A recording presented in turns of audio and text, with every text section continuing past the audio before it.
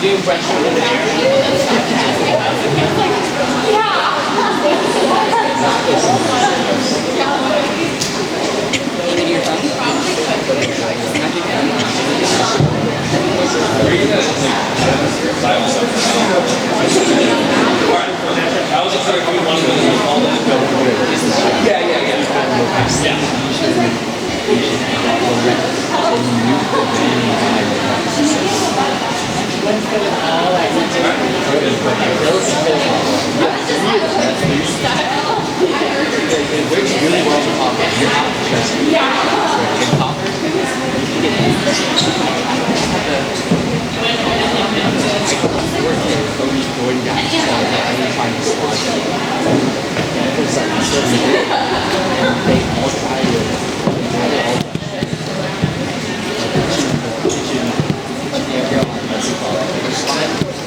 So we're going to go ahead and get started. I'm going to use this just so that you can hear me.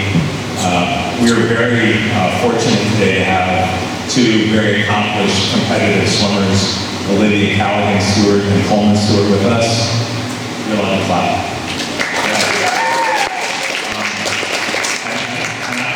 I've said it already, I'm going to say it again to Olivia and Coleman, thank you for coming, thank you for taking the time, we really appreciate it. Coleman did one of these for us 4 years ago, it was 2018. At the time he was defending NCAA 100 back champion. He won that race from lane 1, which was very impressive. It's exciting to have him back. He's done a few other things since then, and I'll let him go into some of those details. But first I want to introduce Olivia. Olivia is a swimmer. She retired last year, but she was gracious enough to agree to come here and help us out today. Olivia is a 4-time NCAA All-American in the 400 free relay and 100-yard breaststroke. Her personal best in the breast is 58.88. She's an ACC conference team member, 4-time Scholastic All-American. She's the Caterpillar Scholar Athlete of the Year. And she's a member of the second place finishing team at NCAAs in 2021. So that's Olivia's introduction. And usually I'm in Nebraska in high school, correct? Okay, she's going to go through that when I ask her to give her the microphone. Coleman Stewart is the current world record holder in the 100-meter backstroke short course. He's the current and former American record holder in multiple events, a former U.S. national team member, 2-time NCAA champion, 22-time NCAA All-American, World University Games medalist in the 100 butterfly, Olympic trials finalist in multiple events, and he's a professional swimmer for the International Swimming League, ISL's Cavalry Condors. So that's Coleman's introduction. I'm going to ask you guys to come up and we'll get this started. Coleman has he accumulated quite a bit of hardware over his college swimming career. And his international swimming career, so I'm going to let him tell you what he's got here, and he's just going to put him over on the bleachers so you can... All right, so thanks for having us. Can everyone hear me? A little loud, sorry. I'm Coleman, with my wife Olivia, obviously. But yeah, so like Bill said, I brought some stuff that you guys can just kind of pass around while we're talking. This is my bronze medal from the World University Games in 2019. This is from the 100 butterfly. The World University Games, if you guys aren't familiar, it's the second largest organized sports games behind the Olympics. Everybody from around the world who is currently in some sort of university or college gets to compete. So, yeah, there's that medal. This one, don't worry about the box, it's a little broken. Our fat cat's definitely, so he broke it. But inside are 4 ACC championship rings. So our school paid for rings for us when we won. I was fortunate enough to be on a team that won 6th straight. I think we won 6th straight. I was obviously only a member for 4, but you guys can kind of take them out, put them on, look at them. They're not real diamonds or gold or anything, so don't be worried about it. And then this one is my 2018 NCAA championship rating for the 100 backstroke and 400 freestyle relay. Yeah, this one's just a little bit bigger, but yeah, same thing. You guys can kind of like put it on, feel it, look at it. I don't know. But we'll have Olivia start with her story. All right. Hello, everyone. Thank you so much for having us. We're very excited to be here. I'm just going to give a little bit of background on myself and kind of what brought me to where I am now. So I started swimming when I was 6 years old. I started swimming for the Muscatine YMCA in Iowa. Very small town, probably have never heard of it. But I started swimming because my older brothers, they were swimmers and they were really good. And I didn't really have much choice in the matter. My parents kind of threw me in the water, quite literally. They threw me into my first race because I refused to get in. And from then on, the rest is kind of history. I loved being in the sport. I loved swimming with my friends and just, being able to, once I got better after the few years, I was able to actually beat my brothers. And they did not like that very much, but it made me pretty happy.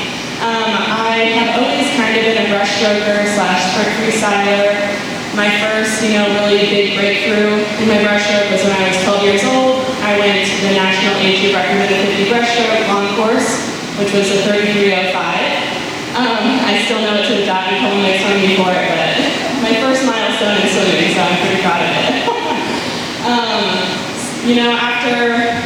After when I was 12, I moved to Nebraska and started swimming in Nebraska for a club team and started swimming in high school as well. My dad was my coach in high school, which was a bit of a rough one.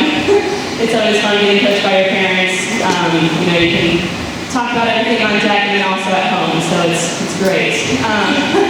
But yes, I swam in high school. I was still, really big in breaststroke, sprint freestyle. I won my state championship meets all 4 years in the 100 breaststroke.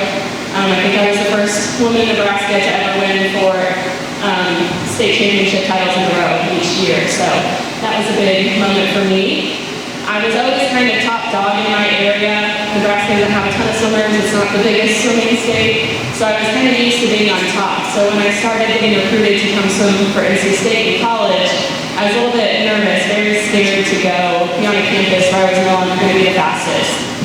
And it definitely took about a year or so of transition to realize that swimming is not an individual sport as much as it seems like it is. We all want to go our fastest times, we all want to beat, our personal bests and everything, but once I got to college, I truly understood swimming is very much a team sport, even if it does seem like an individual one, because in every single practice, you're swimming with your teammates, you're swimming with your competitors, and you're pushing each other. Even if you're having an off day, your teammate might be having a great day. You need to learn to embrace that and really just push them and do your part in helping them train as well. So swimming in college and learning a lot, in that aspect of things, wanting to be there for my team, it really helped me push myself and motivate myself to become even better than I was in high school. When I came to NC State my freshman year out of high school, I was a 101 breaststroke, and when I graduated NC State, I was a 58.8, like Coach Bill said. So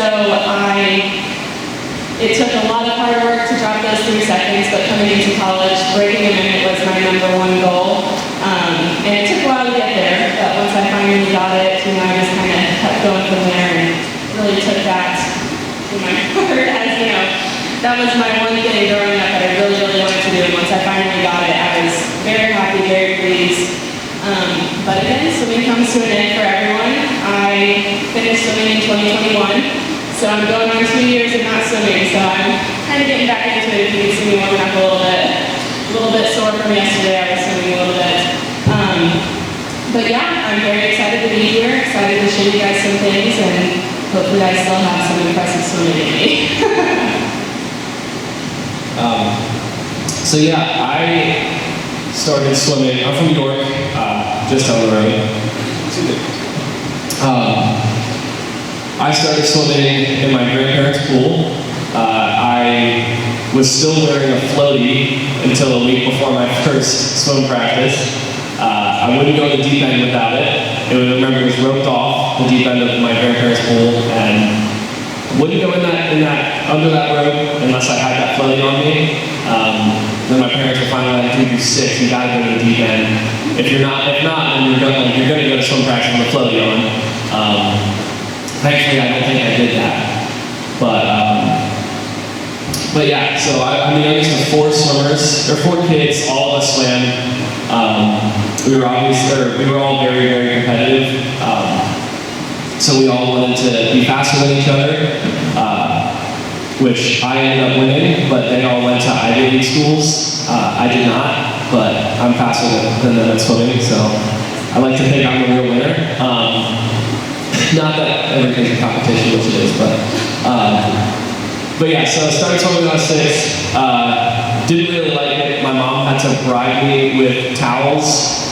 If I finished, I think it was like 3 of 5 workouts, if I stayed in the practice for the whole time, I would get a towel, a brand new towel on Friday. I don't think I got very many towels. Yeah, I did. I was not a huge fan of swimming when I was younger. Similar to Olivia, my dad was my coach for a little bit.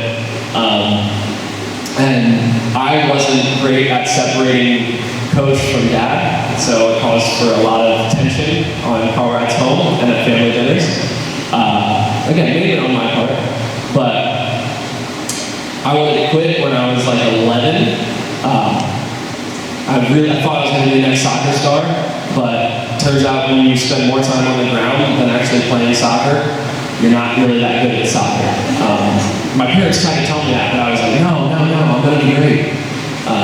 But they wore me down finally, and once I realized I wasn't going to be able to quit swimming, I was like, okay, let's start putting a little bit of effort into this. And then a really weird thing happened where I started trying and I got faster. So once I realized, like, all right, I'm stuck in this sport, there's nothing really else for me to do, might as well make the most of it. I started training harder, kind of focusing a little bit more. And then, when I was 11 or 12, when I quit, 13, like a week after my 13th birthday, I qualified for my first YMCA Nationals. So that was my first kind of like, where it really clicked moment for me, was I worked hard and then I achieved my goal. So it took a long time for me to get that, but when I finally did get it and it clicked, it made me fall in love with the sport. I love it because you get in what you put out. For the most part, all your coaches know what they're doing. So if you just trust them and kind of understand that they aren't giving you all of these hard workouts to just make you cry, they actually want to make you see you swim faster. It made that transition a little bit easier for me. And then I kind of lost the love for the sport again a little bit, but then I switched clubs, so I swam for New York Y the whole time leading up to that. Then my last 2 years of high school, I swam for North Baltimore, down in Maryland, and every Saturday I got to train with Michael Phelps, or train at the same time as Michael Phelps, I should say. So that was really, really cool to kind of swim with and see one of my idols growing up. Seeing how hard he worked in the pool kind of, again, made me fall in love with the sport. It was a new coach, new kind of training regimen. So, dropped a little bit of time there. And then I still wasn't a stellar high school swimmer, or swimmer in high school. But I was lucky enough where I was recruited by NC State because they weren't very good back then. So they gave me a shot, and I committed there, and fell in love with the program, fell in love with the coaching staff, and Olivia. And kind of the rest is history. I still train down there with the college team, going on 7 years later. So that's kind of very, very brief. Obviously, I kind of transitioned into professional swimming because I graduated and my eligibility was up in 2020. So I've been swimming professionally for the last couple of years. But That was excellent. You touched on a little bit of this, but can you sort of focus on, as you reflect back on the success you had academically, personally, athletically, if you could boil it down to some of the key success factors in your success as an athlete, as a student, as a person? Yes. Okay, so I was very much into school. Coleman was very much into swimming. I definitely focused a ton on swimming, but my main factor, I knew after college I was going to be done. I wasn't going to go on to be a professional swimmer. And I knew that after college I still wanted to do some graduate work. I wanted to go into the medical field, possibly medical school. Now I'm going to dental school, so I kind of switched fields a little bit. But when I was in college, when I first got there for my first semester, it was very difficult to balance schoolwork and swimming.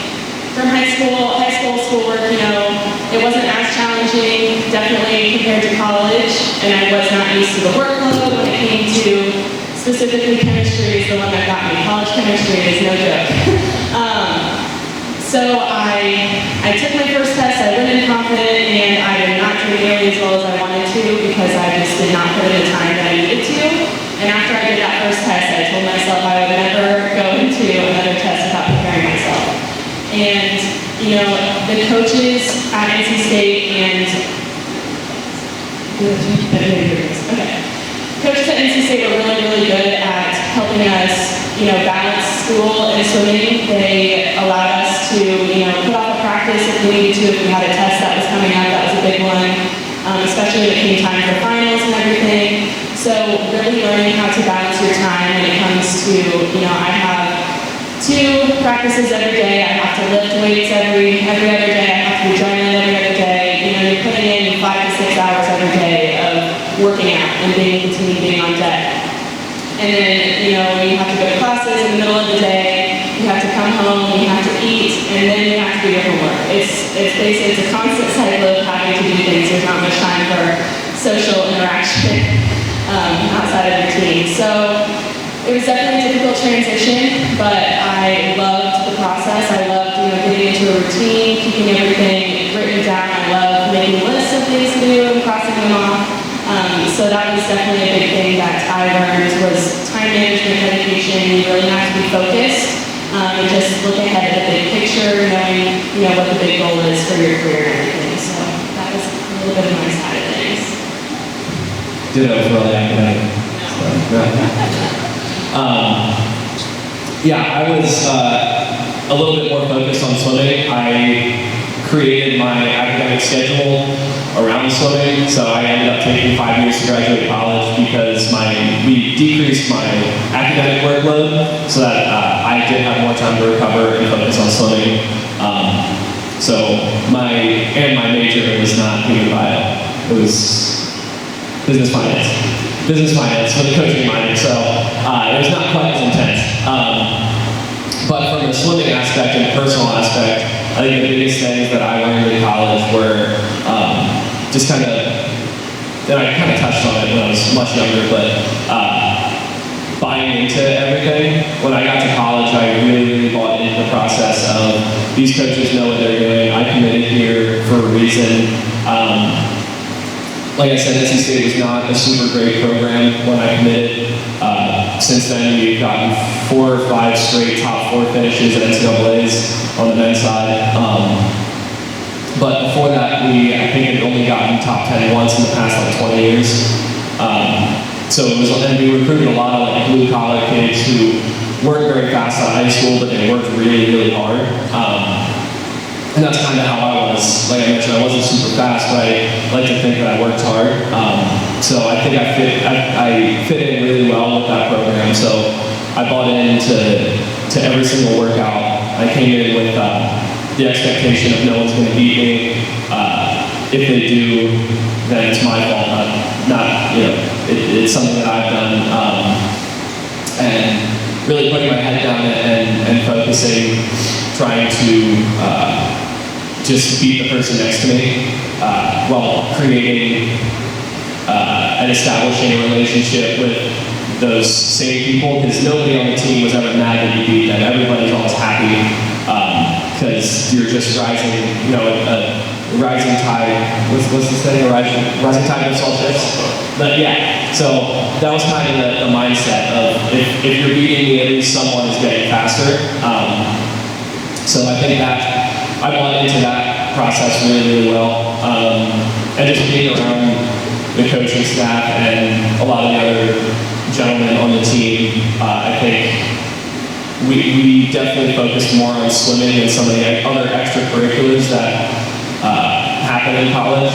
So all of us were kind of focused on winning national titles and not having fun on a Saturday night. So I think that kind of shaped me into being overall a better person. I like to think so. But yeah, so hopefully that answered that question.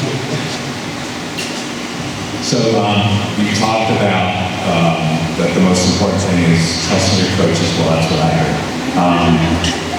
But actually, you've both been in some very big meets, some of the biggest stages in the world, in the country. And beyond your training, can you talk about lifestyle? You just mentioned a little bit there, the choices you made socially. Beyond that, what kind of, because we all know that to be your level, it's a 24-hour deal, right? You have to be responsible for what you're doing 24 hours a day. Can you talk a little bit about that in terms of your lifestyle that supported your competing at the highest level and what got you ready for the meets? Definitely, it is like you said, it's a 24-hour job. You know, you have to, my coach really liked to tell me, you gotta treat your body like a Ferrari, you know? You can't just go out and eat fast food for every meal. You can't, you know, eat all this candy and drink on the weekends and do all this crazy college stuff that seems like normal for all the other students. You know, you kind of feel like, oh, this is college, it's supposed to be fun, it's supposed to be this huge experience. But truly, the best thing you can do for yourself is treat your body kindly, fuel yourself right. I love to cook healthy. I love to cook healthy for Coleman because he's still training and, you know, I'm his own personal chef who likes to call me. So okay, sure. Anyway, I love to cook. That's always been something that I liked. Lots of pasta, lots of protein, everything like that, veggies. And, you know, you gotta get on a nice sleeping schedule. Again, we're waking up at 4:45 for morning practice. So going to bed at least an hour is a huge thing. Coleman still goes to bed at 8 o'clock every night. He's quite a bit of a grandpa, if I do say so myself. But again, it pays off. If you look at what he's done in his career, he wouldn't be able to do that if he was out drinking every night and out partying and eating all this fast food, going to bed at midnight, getting 4 hours of sleep. So truly it is a full-time job, and it's made us much better people all around, I'm sure. You know, people have crazy things, but yeah, that's just a little bit about. So for me, she kind of touched on the college aspect. From the professional swimming aspect, I don't really have that kind of team aspect anymore. So everything that I do affects me personally. So if I go out and eat, cook out, or that's a southern thing, I don't know that. Eat fast food, or McDonald's, there we go. That affects me and me alone. So understanding that, and that does kind of tie into the college thing, but at this point in my career, everything that I do is for my personal accolades, I guess, and my personal intrinsic goals. So that's kind of the biggest thing that has shaped my lifestyle now, and not really making a whole lot of bad decisions outside of the pool, because everything every decision I make outside of the pool does eventually end up affecting my performance inside the pool. So yeah, I mean, I think that's kind of the best thing. Yeah. That was good. So you ended on talking about your performance in the pool. Can you talk about your race day preparation, like what you go through mentally, physically, what you did when you were successful? Yes. I am very much a kind of easygoing, fun person. I don't really like being too serious, and I like to think about, practicing every day, twice a day. That is when you're putting in the majority of your work. You know, once you get to those meets, once you get to your race behind the blocks, you have put in as much work as you're going to at that point. You can't do anything else for yourself. You know, you're at the race point, you're about to go on the blocks. Everything that you've done in practice is what's leading you up to that moment. So I really like to focus more in on practices and the mindset for that. You know, every single set has a purpose, and I love to talk to my coaches about what the purpose of each set is. Sometimes before we start a set, I'll be like, okay, Brigham, like, what's the point of this set? What should I be focusing on? Like, why did you write this specific set? So that I know what he's thinking and we're on the same page and I can really put in that effort and do it. So as far as actual race day, like I said, I don't like being too serious. I've never really been the kind of person who puts on headphones and, you know, sits behind the blocks and gets my game face going. I much more enjoy walking around and talking to my teammates, moving around with my coaches, and just keeping it light and fun. I definitely swim faster when I'm having fun and when I'm, you know, in a good mood, not too serious. So definitely remembering that and remembering all the work that I put in my practices to get where I am now, and just realizing that I am ready, I've trained for this, I'm ready to go. Part of that was a lot. You did listen to music? No. She had a whole routine to celebrate my night party. She had a dance routine that she would blast in her headphones and dance behind the blocks. And she said she'll do it before one of the pitches she does later. Now, I'm very similar. I am a very relaxed, easygoing, sarcastic person, almost to a flaw, but I like to mess around with my coach a lot and the other people kind of behind the blocks. So at the big meets, we have to get to the ready room or the first or second call room like 15, 20 minutes before your race. So I'm kind of back there messing around with some of the other, you know, top guys, trying to make them laugh, even if it's not what they want to do, because it keeps me relaxed. So it's not really head games, because for the most part, everyone's kind of relaxed and talking back there. But I like to just smile and stay as relaxed as possible. It sounds corny, but a happy swimmer is a fast swimmer, and I think that's definitely absolutely true for me. Is whenever I swim my fastest is when I'm my happiest. And I also like to visualize before a race, so I like to visualize every night pretty much, but I'll kind of go through my race, how many kicks I'm going to take off the wall, how many strokes I'm going to take, how many kicks I'm going to take off the turn, so I have like that established number already in my head, so that when I'm racing, I don't have to think about anything, I just have to count. Because I find when I don't have that plan, I just end up thinking about, oh, how much this hurts, instead of, okay, I've taken my nine kicks off the wall, I'm going to take four strokes into this turn and then do it again. So I find that really, really helps me. And the last thing I do before I race is pretty similar to what Olivia said, is I'll step on the blocks, look at the other end of the pool, take a deep breath, and tell myself, you've done this a million times in practice. This is no different. Just kind of kicks and kind of strokes. One last question, and we'll actually do some big swimming here. I know you have faced some pretty serious adversity, i.e. bringing up kind of thing, and I'm sure you have too. But you've gotten through that. Can you just talk a little bit, maybe an example of some adversity you faced and how you got through it, but then also maybe how it made you better or how it helped you? Yes, I have definitely had my fair share of having to sit out during the season. My freshman year, I was able to swim for a few months, and then I kind of had to take a step back and sit out for about a month or so because I was having issues with my heart. I had to, go get an echocardiogram and do all these different things. I had to wear a heart monitor for 2 weeks.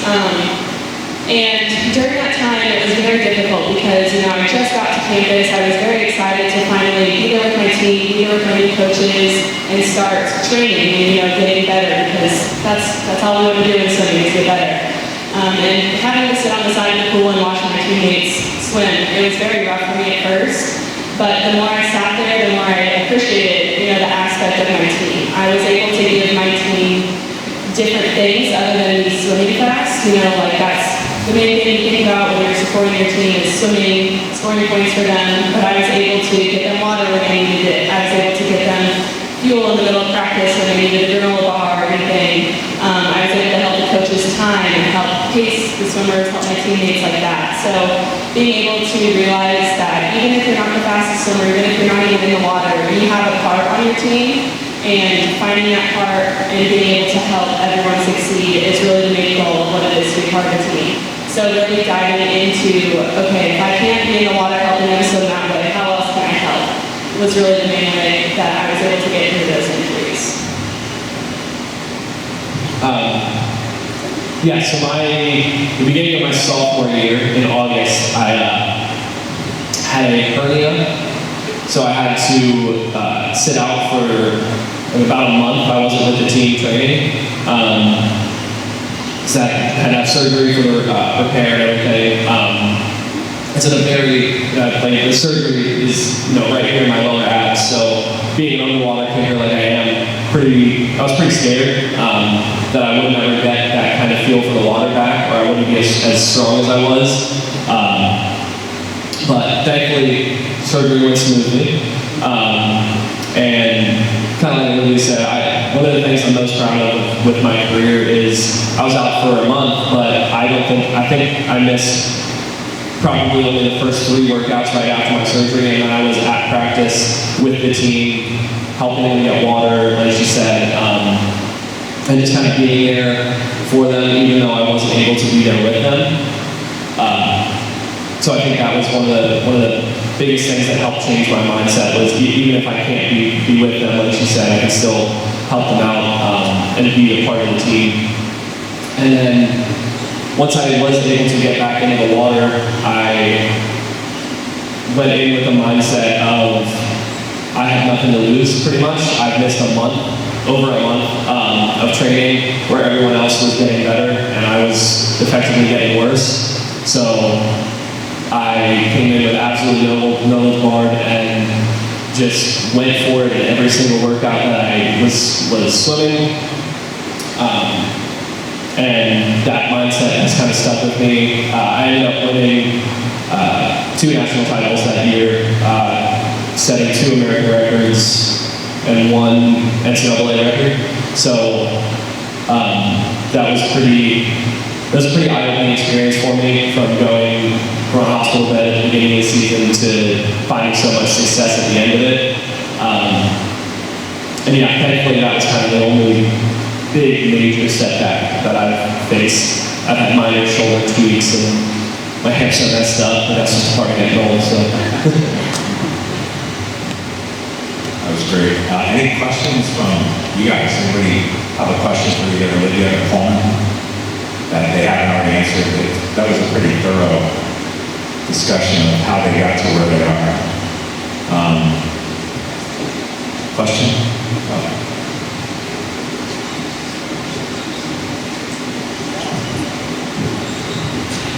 I have a couple of questions, and I'm sure someone might want to know this. What's your favorite pool that you've seen, other than NC State? What is your least favorite set, and what is your most favorite set?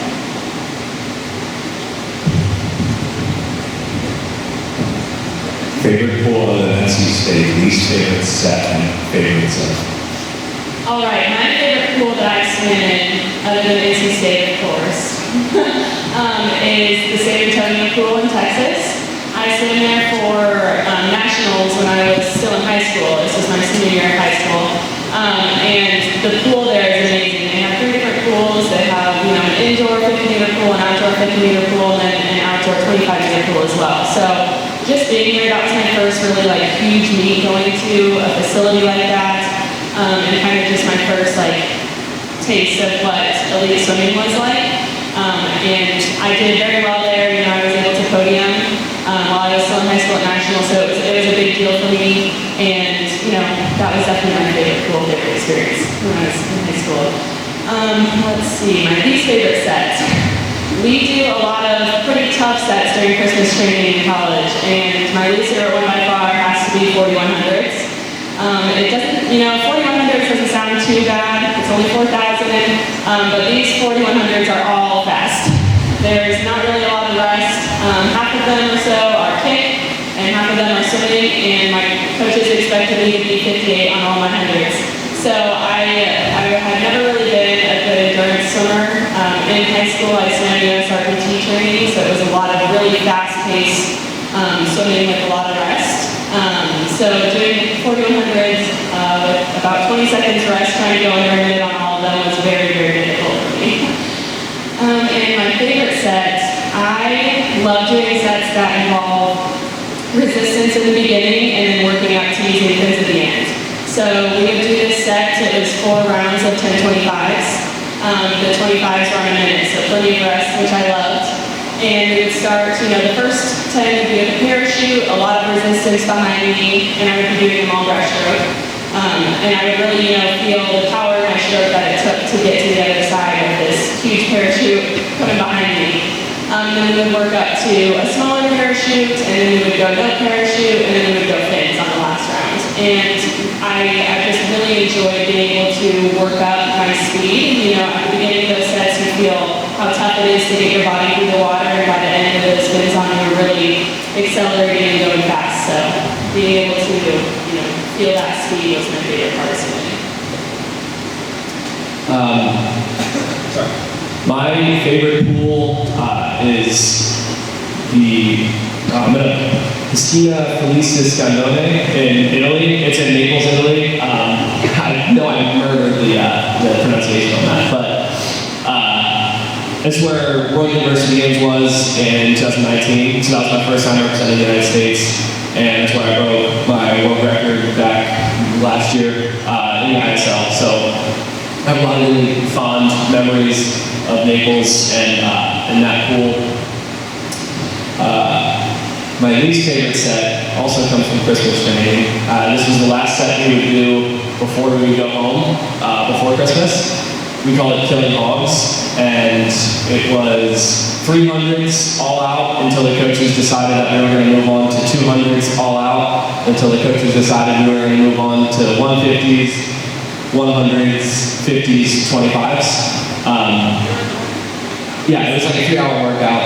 I never did well at it, because we would end up like sitting on the wall for like 6 minutes, and I would just get so cold by the time the 300s were even done. So we would end up doing like 5 300s, 8 200s. I mean, it was. Oh, that's weird. They don't do it anymore either, so it's not. It was just, not good. My favorite set, I don't know if it's my favorite set, but it's one of the sets that I remember kind of understanding that I could have the possibility of being an elite swimmer. We did 20 50s all out on 2 minutes. I did a backstroke, and I was holding, this was like a sophomore year. I think I was holding like 22s on all of them, so it was kind of like, and there was a coach from USA Swimming there who's like super well known, and he kind of pulled me aside afterwards and was like, dude, that was really impressive. So that was kind of my favorite set. We did it every year. But yeah, that was kind of one of the first times where I was like, I could be pretty good. Any other questions? Okay, so we've talked about training. Let's do some performing about that. So what we're going to do is, and you guys can run up a little bit more if you want, whatever you want to do, but we're going to cycle through the strokes. We're going to have Coleman sprint 50 backstroke, and before they get in and do each one of those swims, what I've asked them to do is talk to you about, this is what I'm going to try to achieve on my start, my underwater, my stroke, my turn, my finish. So get a feel for the kind of things that they're focusing on. Coleman's going to do a 50 back, Olivia's going to do a 50 breast, Coleman will do a 50 fly, Olivia will do a 50 free, and Coleman will end it with a 50 freestyle. So the first is the 50 back, Coleman's going to do, and if you could just walk them through the race itself, how you approach it, and what they should expect to see, what you're sort of focusing on. All right, so I will preface this by saying I'm in the middle of changing my backstroke start, and I haven't done one in probably 2 months. So that part you might not want to take too many notes on, but But the main thing for me, focusing on my backstroke start, is when I set up with my toes on the wall, the first thing I want to do when the buzzer goes is drive my heels into the wall. I think that kind of creates that like jumping motion. So that's kind of the first thing I think about, is just dragging my heels and the balls of my feet into the wall to push myself backwards. I'm going to try to enter and streamline. Like I said, that is the main thing that I'm trying to focus on with my backstroke start. And then I'll start my kicks. I should take probably 8 kicks. That'll get me to 15. Well, kind of backtracking for a second. Well, another thing I'm kind of changing with all of my races is when I kick underwater, you'll kind of see I move my upper body a lot. So the first thing I do is puff my chest out and bring my feet back. So obviously this is not a very fast position to be in, and the fastest you're ever going to be in any race is off the start or off the wall. So I'm going to try to hold my streamline for a second before I take my first kick. I think you'll see a lot of kids, they want to just go as soon as they touch the water. Some kids even start kicking before they enter the water. So I think that's something I'm trying to work on, is just trying to hold my streamline before I start my first kick and kind of break that position, break that line. And then 8 kicks, I should take 7 or 6 strokes. It kind of depends on how warmed up I am. Trying to stay flat with my shoulders, because this is only 50. If I were doing 200, I would rotate a little bit more. Just trying to stay flat so I can get more of a high speed. Yeah, just flip over into the turn, try to tuck my feet as small as possible, try to get my heels barely come out of the water, into the turn, bounce off the wall. I think one of the main things that I teach when I'm working with swimmers is it's not a placement of the feet on the turn. You are trying to just bounce your feet off the wall as quickly as possible. So I hear a lot of coaches, they'll use that trigger word of place your feet and then push off, but I hate that word. I think it should very much just be bouncing off the wall and bounding instead of placing. Same kind of thing, I'll push off the wall, hold my streamline for a second, kick 9 kicks, and then it should be 7 strokes in the finish. Ideally. Yeah, and then when I finish, depending on where my stroke count is, I see a lot of kids when they finish in backstroke, they'll kind of be in this position and then hold it. It's stoop, like I already said, that's not a very fast position. You gotta try to throw your arm back and then get into that line and kind of snap your feet into that dolphin kick to try to accelerate into the wall instead of holding this position. So. Great, sounds good. So you're going to do some underwater? Yeah. No, you're going to do a buffalo. He's going to do underwater.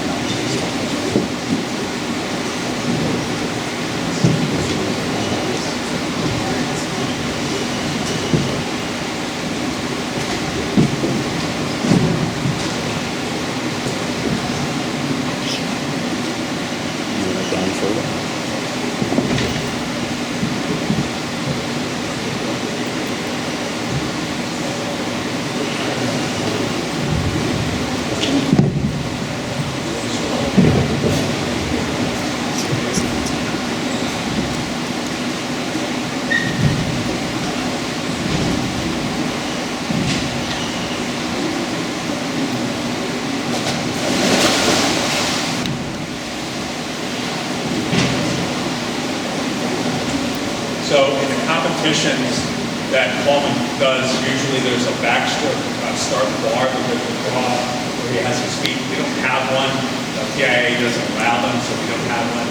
So they'll do the best they can to start the bar.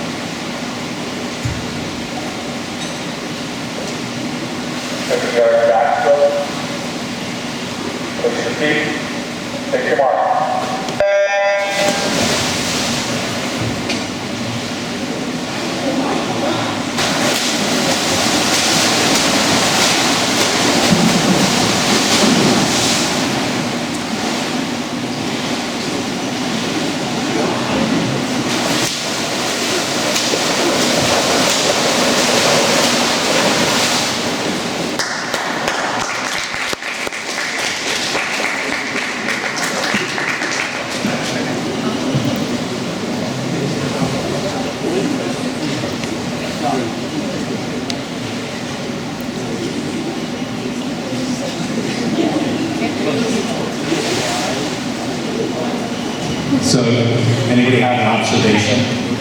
share?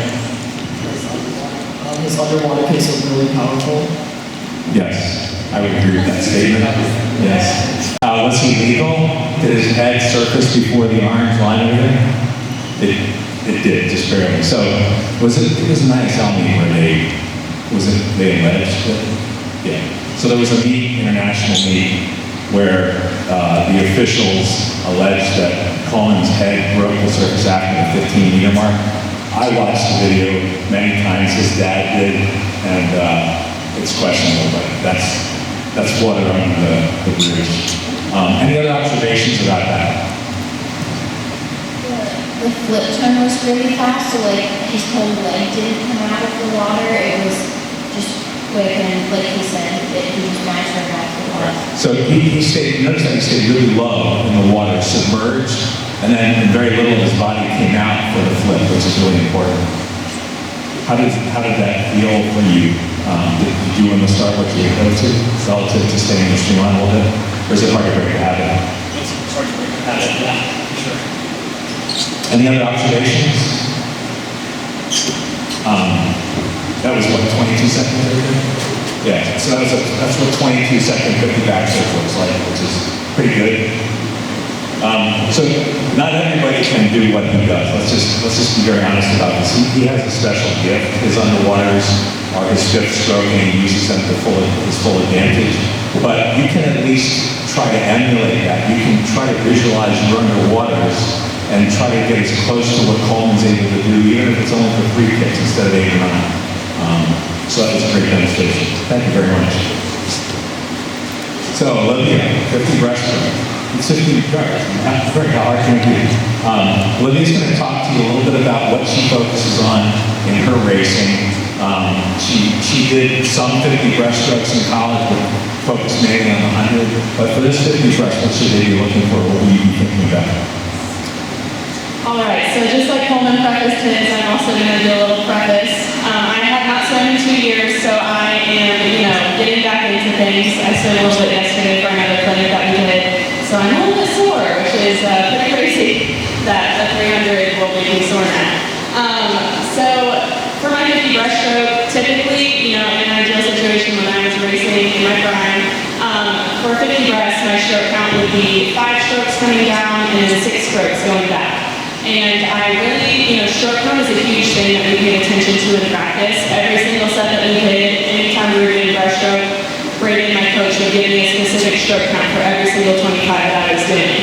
And it really, really helped me realize, where my timing for the wall, first of all, going into a good, nice streamline into the wall, rather than doing half of a stroke and, kind of cutting myself short there. And it also really helped me focus on distance per stroke, which is a huge thing that I focus on in my races.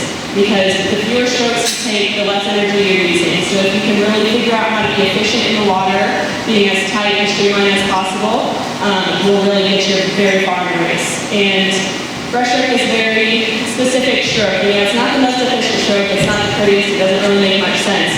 But you are spending a lot of time in the streamline. So one thing that I really focus on is trying to make myself as tight as possible in the water.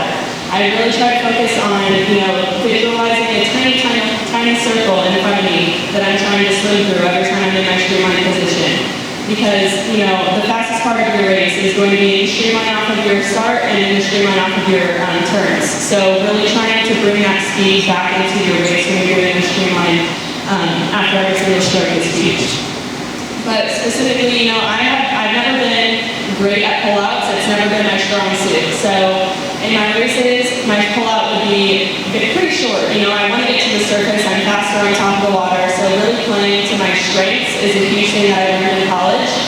Not everyone swims races the same way. Everyone has different strokes. Everyone is better at different parts of their races. So learning what you're strongest at is the best way you can improve your races. If you find that you're faster underwater, like a lot of my teammates were, they would stay underwater until the 15 mark and I would be up at the 10, just trying to, get my tempo going, get my speed going. And I ended up, surpassing some of them when we get to the wall. It just depends on how you swim. So, yeah, I'm going to try my best to, yes, my turns.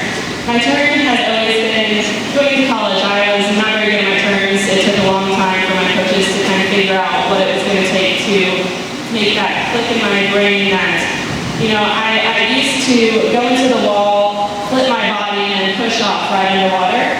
Instead of coming into the wall and then being as tight as possible, you really want to tuck your knees into your chest and get that momentum going as you push off into the wall. So I come into the wall, I bring my knees as close to my chest as possible, and I try to stay in a tiny ball before I push off instead of opening up my body and coming around to, fully turn around before I push off. So I will kind of push off a little bit on my side instead of fully on my stomach because that's going to be the fastest way to do that. What will you try to reach today? Yes, on my head position, I try to stay as low as possible. You don't want to bring yourself up very high in the water because you're going to create a lot of drag with your back and with your stomach if you come up too high in the water. So really staying low to the water and trying to get off that wall as fast as possible is going to be the best way. How about you? My finish, ideally, with my stroke count, I will take a full stroke and really just dive into that water. Breaststroke for me, the number one thing that I think about when I'm swimming is power, power, power. Because like I said, it's not a very efficient stroke, but every single stroke that you take, you're wanting to move that water as much as possible. You want to put that water behind you with your kick when you're snapping your legs together. And one thing that, really helps me in my kicking is I'm pretty blessed with some pretty flexible knees. I'm able to, keep my knees nice and close together while getting my ankles pretty far out in front of me. So I'm able to really grab as much water as possible and really snap that water behind me. But into the finish, you really want to just shoot yourself forward. And like the goal of swimming is to get to the wall as fast as possible. You really want to use all that power. So she kind of mentioned it with staying tight in the water. One thing that I'm not a breaststroke, I'm horrible at breaststroke, but one thing that I have noticed that really sets Olivia's breaststroke apart is her hips will stay in the same line in the water. They don't ever drop down. So I think trying to watch her hips on maybe the first or second 25, they stay perfectly in line. Like they don't dip down, don't come up at all, just perfectly in line, moving herself forward the whole time. Ideally.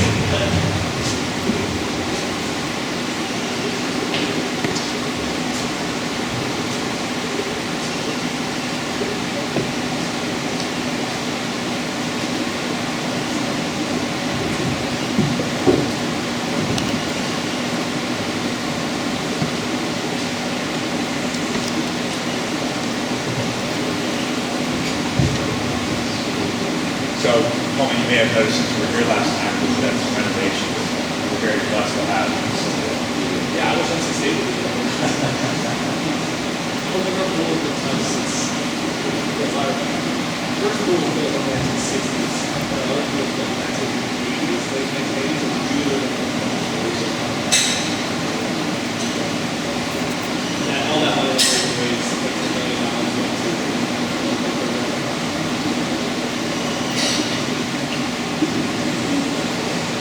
So you're saying our facility is pretty decent?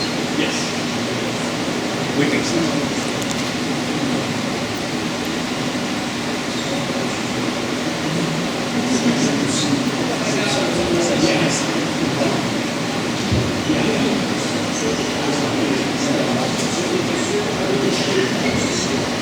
Got a 50-yard breaststroke. Take the mark.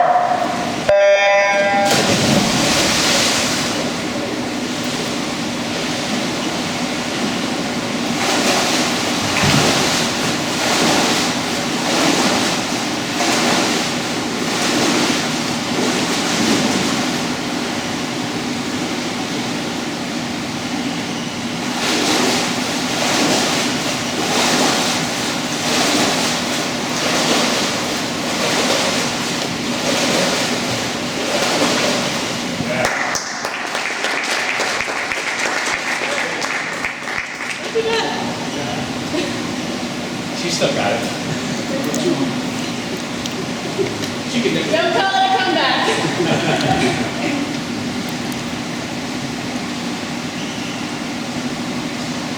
So I have an observation that I want to see if you guys picked up. Any observations on that right there? With her turn, she stayed like really low in the water and didn't, like she was really small in her turn. Yeah, what you could see on her turn was minimal in terms of her head, any of her shoulders. You achieved your goal of staying very low. Any other observations?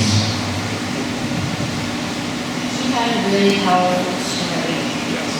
Yeah, her strike forward, the fastest part of the breaststroke is right here, and you can see that in Olivia's swim. I thought your pole was amazing. You're stall out of minute. I can't wait to watch the video back, but you got, in terms of distance per stroke, that was very impressive for a swimmer. That was really good. Any other observations on it? Yes. Morgan. Throughout her one-time rushes, she kept her head in the same position and kept her elbows tucked and her hips up. Like, so she didn't drive when she was swimming. So her goal of trying to have the smallest profile. The goal of trying to have the smallest profile in the water if possible. That's what you're saying she achieved. Yeah. That's good. That's very good. Yeah, that was great. Anything else?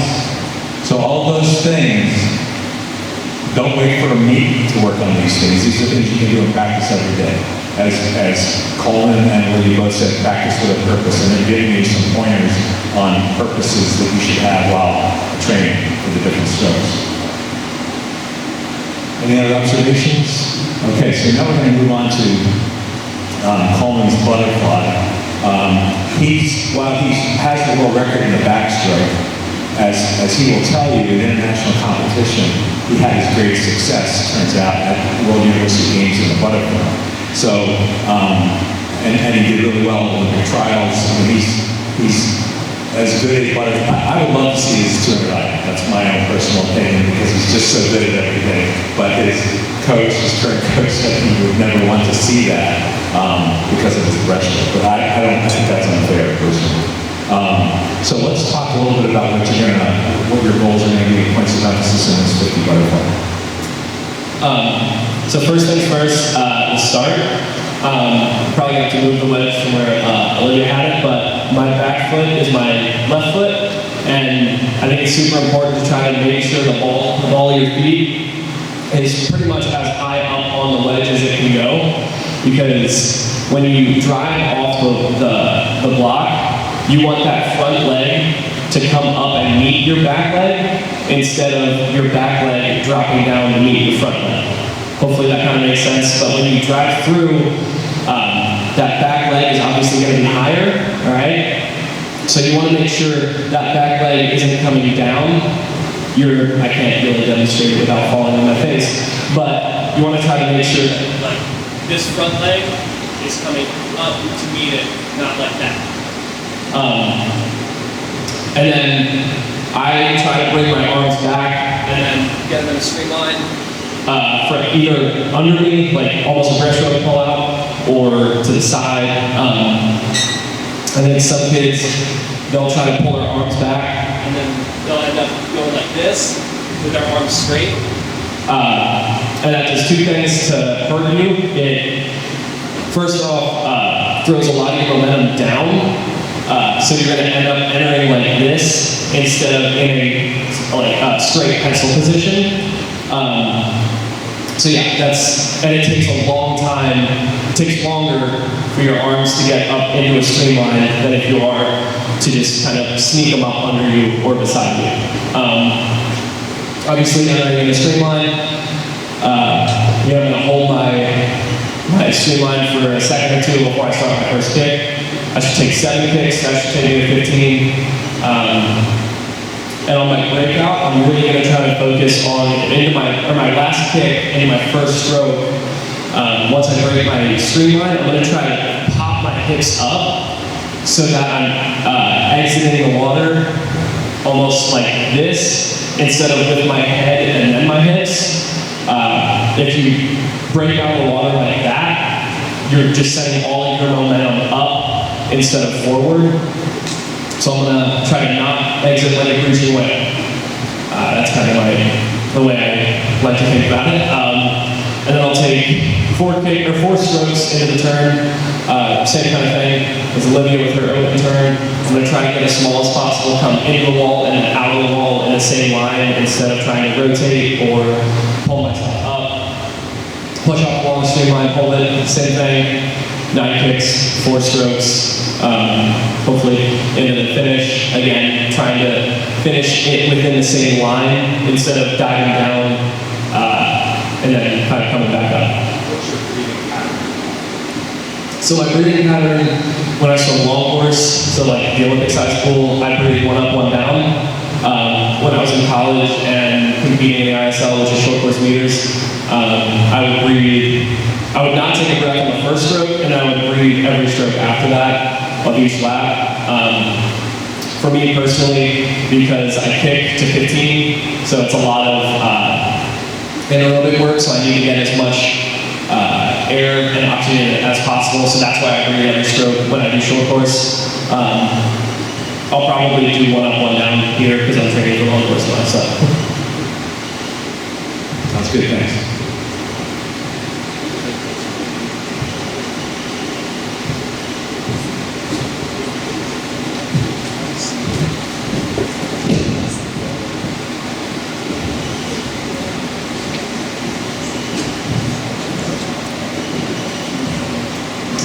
So if you want to know what a 31-1 looks like in 50 breaststroke, that's what you just saw.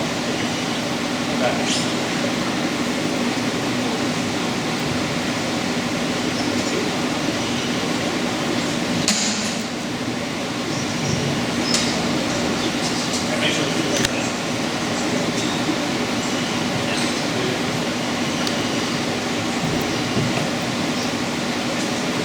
50-yard butterfly.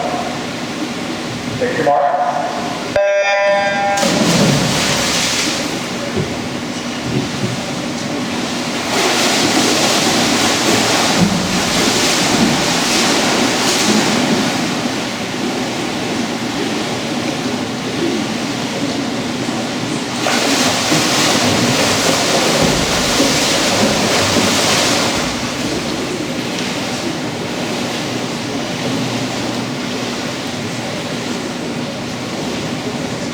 So it's very common for people that are capable to have similar backstroke.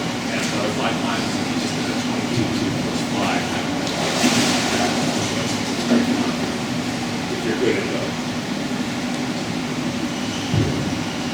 So Olivia is very modest because I look at some of her high school times and other times and won't be like a 1.5. I was. No, Yeah. you show. Don't let her fool you, she's not just a breaststroke and sprint freestyle, she's pretty good all around. 201, 209, I think. So, I think I got it over for us. oh, did you? Yeah. Oh, cool. Very cool. Any observations on the 50 butterfly you just saw? It's been something that Diane and I are working on. It's like we call it rolling marble with your chin when you breathe. Like he didn't bring his head the whole way out. He still had like part of his chin in the water even though he took a breath. Right.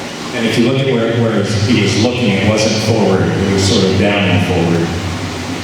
Any other observations? So Maddie's observation is just barely, his chin sort of skimmed the surface, it was just a little bit above that. Because you don't want to swim 51 yards because you're going up and down so much. There is a body weight involved, but it's really an efficient body weight. Any other observations about what you just saw? Oh, I'm sorry. His hands were like down, kind of they weren't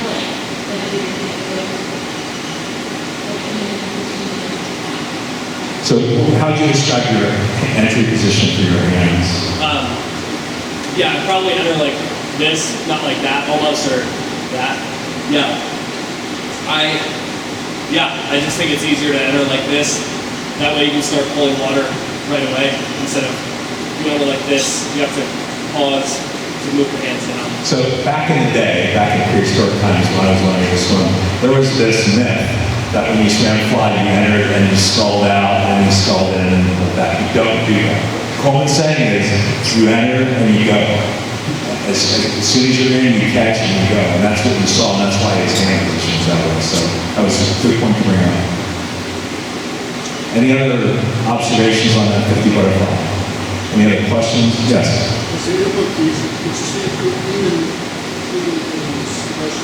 It's smooth, it's easy, it's just a natural thing. They're not fighting themselves. It looks like you're really doing the wall. And as Coleman said, it wasn't always that way. I mean, both of them have spent, pretty much their lives, most of their lives so far in the water, mastering that, becoming very efficient. You can hear when they talk about the details of the swim, visualizing a small circle, all those things they do, the little details. Coleman, he's the world record holder in the backstroke, and he's modifying his start. So my point is, there's always something you can work on, and there's always something you can do to get better, to get faster. Okay, so now Olivia is going to show you what a 50 freestyle looks like.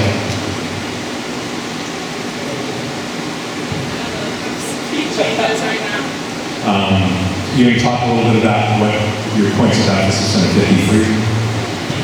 So 50 freestyle was my third event. I went 100 breaststroke, 200 breaststroke, and then 50 freestyle. So I definitely did a lot more training for breaststroke. I put a lot more focus on breaststroke in practices. But freestyle is always kind of my favorite thing to do, especially for sprint freestyle, because it's just fun. It's a quick race. You don't really get too tired until you get out in the water. So coming into college, I would,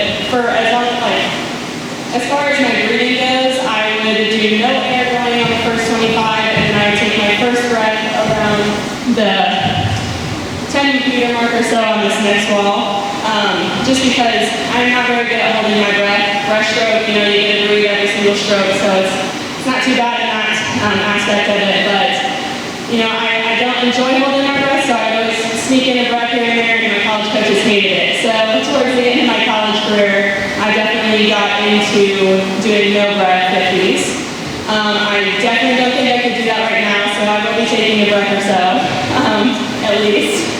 And again, just like with my breaststroke, my underwaters are not my strong suit. Unlike Coleman here, he stays underwater as long as he can. Off of every single wall, he's coming right up that 15-meter mark. I will take a few dolphin kicks off the block and a few off the wall, but again, I'm faster on top of the water, so I play to my strengths, and I will come up to the top of the water and start swimming. I do have pretty long arms, so my tempo can't get as fast as, just as it would look for some other people swimming high tempo freestyle. But I do like to really focus on how much water I'm getting with each stroke. So I like to enter the water with my hand at this angle here, and really focus on pointing my fingertips to the bottom of the pool with every single stroke, because you really want to focus on grabbing as much water as you can and pushing it behind you, because that's really what's going to propel you to the other wall. And in 50 freestyle, it's really important to keep your kick going the entire time. Going into the wall, you don't want to slow down your kick into your turn. You want to kick all the way to that wall, and then the second you come up after you're underwater, so you want to start that fast kick right away. Going into the finish, you definitely don't want to breathe going into your wall, coming out of your wall, or into your finish, because those are the points where you can really keep that momentum going, get that momentum going off the wall. So taking a breath and having your body come to a complete stop when you're taking that breath is not ideal when it comes to racing. And that comes from practice. So you definitely, when you're practicing, do not breathe into your walls, don't breathe out of your walls, because if you're doing that in practice every single day, you're going to do it in your race. So that's a very good tip there. We did not pay her to say that. So it's really interesting to see these truisms that we tell you every day, have other people reinforce the same lessons. So that was very good then. Okay, we're going to see Olivia, Stewart, sprint. Oh, and Coleman has another observation remark. Olivia is more of a 50 freestyler. I'm going to do more of a 100 freestyle stroke. So right off the bat, I think you'll notice her stroke, like her shoulders, they don't really rotate a whole lot. Whereas when I demonstrate, my shoulders will rotate more. But the reason behind that is she's trying to get just as much tempo as possible to try to pull as much water as quickly as possible. So she's going to keep her chest and her hips pretty flat. Where she's going to be swimming like this instead of like this. All right, and the difference is trying to just get that tempo up and trying to just spin your arms almost while still trying to hold enough water to propel yourself forward.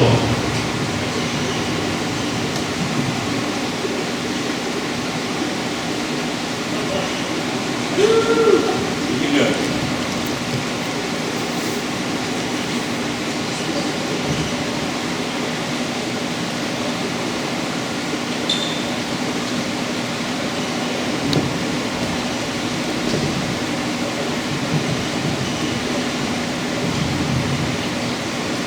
Start your freestyle. Take your mark.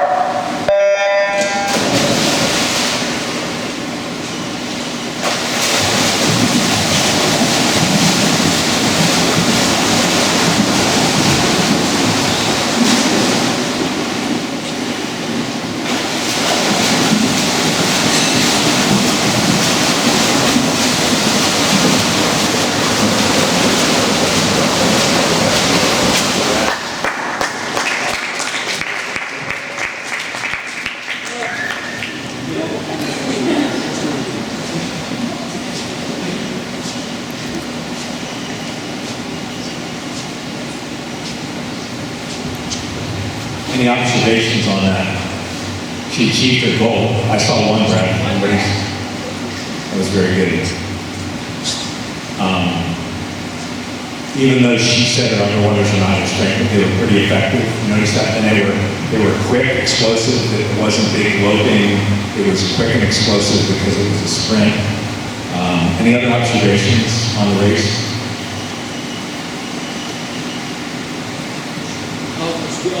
Straight arms versus bending your arm and moving up. I read some experience with it, but So Coleman touched on a little bit. There's oppositional swimming and there's, more of a distance where you're trying to rotate more. With oppositional swimming, which is exactly what Olivia did, your arms are essentially opposite each other and you're spinning them as quickly as you can. And that's exactly what she was doing. Some people can do that, sort of straight arm swimming and maintain it. You can't trust us, you can't maintain it for very long because it takes a lot of energy. It burns up a lot of energy and allows you to go pretty fast. Any other observations on that swim? Thank you very much, that's great. Okay, so as Coleman said, it's going to be a little bit different. You just want to talk about any other points of emphasis? Yeah, so like I said, that was definitely more of a 50 freestyle stroke. I'm going to be doing more of a 100 freestyle. I was never really great at 50.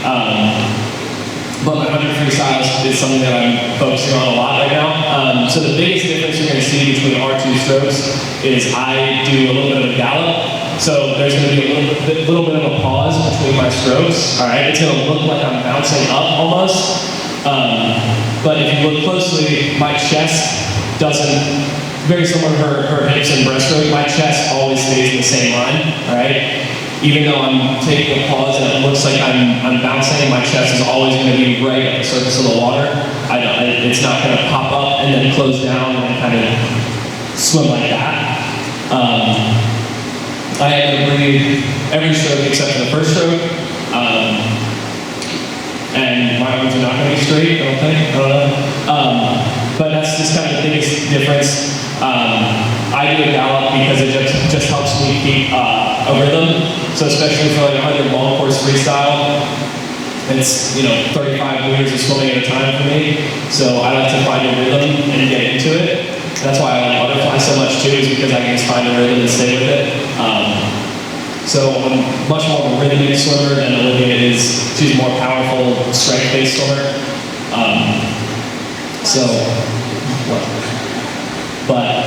Yeah, so same kind of thing. I'm going to start with the butterfly, and then my breakout, I'm going to try to kick into my breakout. So my last two kicks, It's going to be essentially a butterfly breakout where I kick and then kick, dolphin kick into my first stroke instead of kicking, then starting my flutter kick.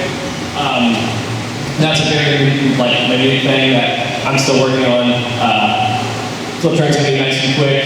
Hopefully, holding the line off the turn, and then yeah. Thank you.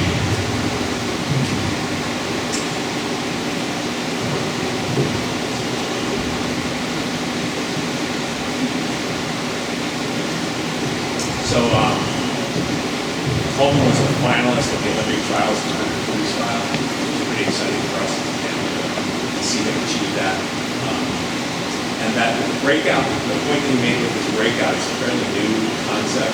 Caleb Dress was one of the first people that started doing it, which is you're doing your fly kicks and you continue them through the breakout to launch the first stroke with the fly kick. So we should see how that turns out.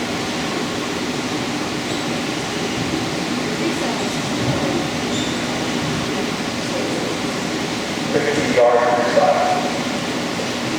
Take your mark.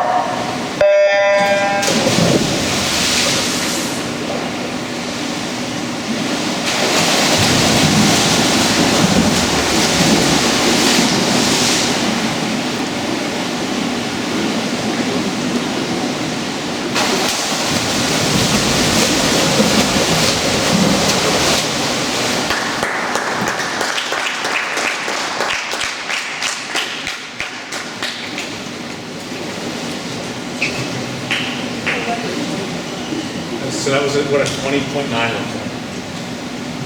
And the fastest human that's ever been in this pool, possibly at least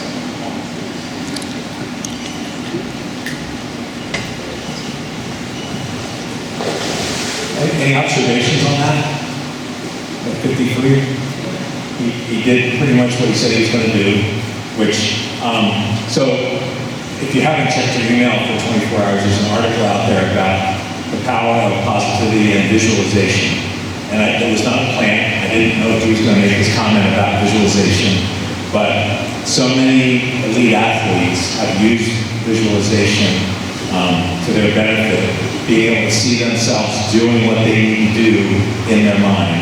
A story I told to many of you is we had a girl come in to the clinic here a number of years ago. And on the first day, we were working on starts, and she kept doing belly flop after belly flop. And it was painful for her, and it was painful for us as coaches. We kept trying to give her cues, and it wasn't working. The next day, she came into practice. We were very excited. She came up and she said, "Coach, I want to do a dive. I want to do a start." And I said, "Oh man, I'm thinking of how this is going to turn out." And I said, "Fine, okay, get up on the block." She got up on the block. She did a perfect racing start. And I said, "How in the world did that happen?" She said, "I went home last night and I visualized myself." I'm getting emotional to say this. I visualized myself doing a perfect racing start. That's how powerful it is. Okay. We talked a little bit about this. We're going to get a team picture, but before we do, I just want to have Coleman and Olivia sort of wrap it up with. We talked a little bit about where you're going in the future, dental school. Do you have any updates on that? Yes, I'm taking the dental admissions test next month, and then I'll start applying to dental schools in June, and hopefully in 2024 I'll be matriculating into dental school. And I know you got a couple of them. Yeah, so I'm going, my next meet for me is the Knoxville Christmas Series. Sorry, not that stuff. Down in Tennessee, and then I'm going to, I actually added a meet since then. I'm going to Luxembourg in Germany at the end of January for some meets over there, and then Florida, and then eventually the main goal for me is Olympic trials in 2024. So if you haven't seen in the news, the Olympic trials for the next Olympics are actually in a football stadium, Lucas Oil Stadium in Indianapolis. So they're going to take a football stadium and they're going to divide it up with a practice pool and a competition pool, and it should be very exciting. It'll be the most it'll be the highest spectator capacity in the Olympic trials yet, so it should be very exciting for both the spectators and the athletes. So if I could, can I have everybody come down here and sort of form up, and we'll have Coleman and Olivia stand in the back. Maybe some of you can sit on the floor or kneel or something, so we can all get in a picture that Mr. Kiefer is going to take. So face the bleachers, actually. The camera's going to be up there, and you're going to have a pool to the back. So if you could line up by height, some people can sit in the front.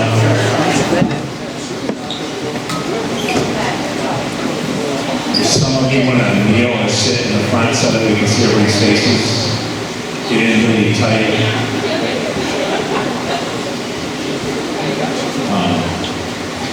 Can maybe get one of each end?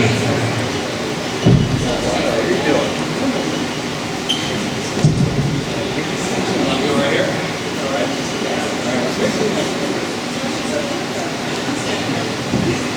So you need, Mr. Kiefer needs to see your face with a smile, contain a smile. Look at Mr. Kiefer, please, and smile.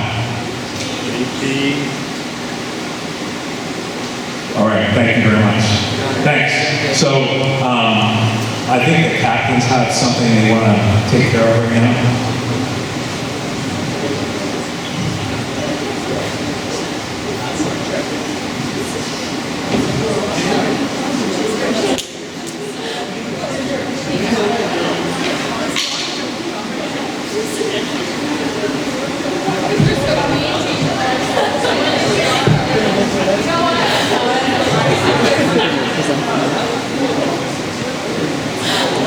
Hey, guys.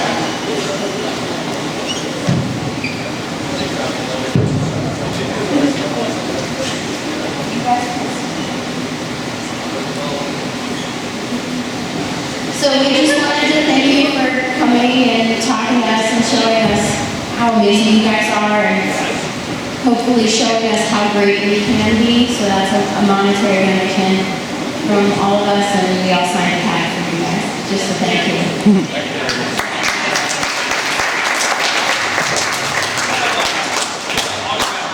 guys do it, get something on the second grab. If you guys want it, if not, totally fine. There's a discount code on the back for tier.com, so yeah. Spend all that Christmas money you guys got on bottles. Thank you, guys. Thank you. So anybody who wants to, Olivia and Coleman are willing to stay around and help you with your turns. So Olivia's going to be set up in lane 2, Coleman's going to be in lane 5, and you're welcome to work with them. They're interested in working with you on your turn if you would like to take some time to do that. I know so many things.